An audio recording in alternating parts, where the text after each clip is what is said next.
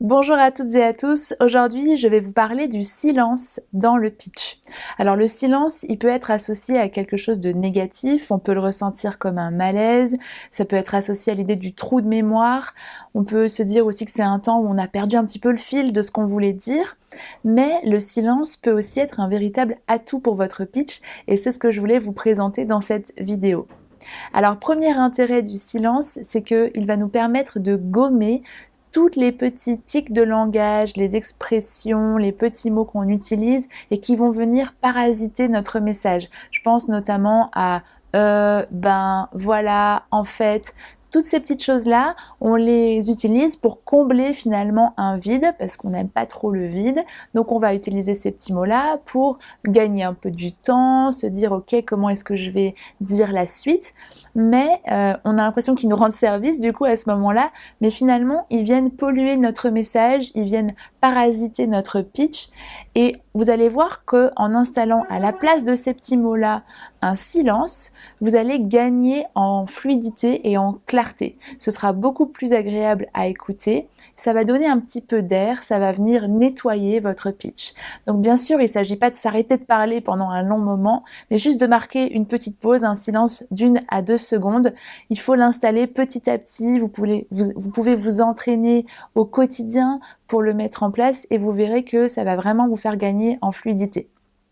Deuxième intérêt du silence, c'est que c'est un temps finalement que vous allez prendre aussi pour vous remobiliser, pour faire un petit peu le point. Donc là aussi, hein, c'est très très bref, mais c'est l'idée de se dire, ok, je marque une pause à la fin de cette partie, qu'est-ce que je viens de dire et où est-ce que je vais maintenant?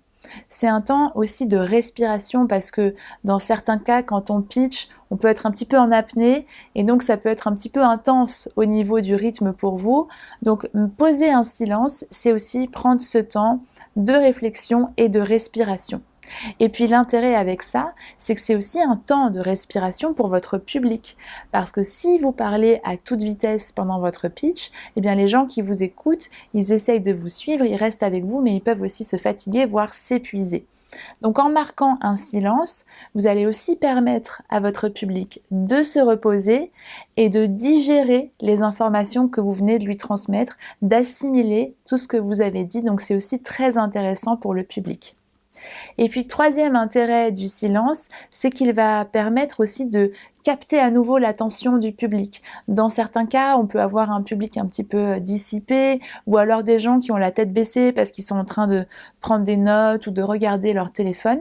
Et finalement, si au milieu de votre pitch, vous marquez un silence, vous allez voir que ça va en général faire relever les têtes, remobiliser votre public et du coup capter à nouveau son attention pour écouter la suite parce que c'est une cassure dans le rythme de votre pitch.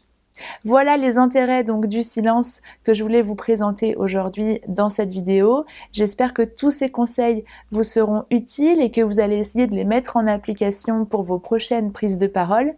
Si cette vidéo vous a plu, n'hésitez pas à la liker, à la partager autour de vous. Pensez également à vous abonner à la chaîne YouTube et à activer les notifications pour recevoir les alertes quand une nouvelle vidéo est publiée. Et puis, je vous invite à nouveau à poster dans les commentaires les questions que vous pourriez avoir sur le pitch ou la prise de parole et je me ferai un plaisir d'y répondre dans une prochaine vidéo. Merci beaucoup et à bientôt.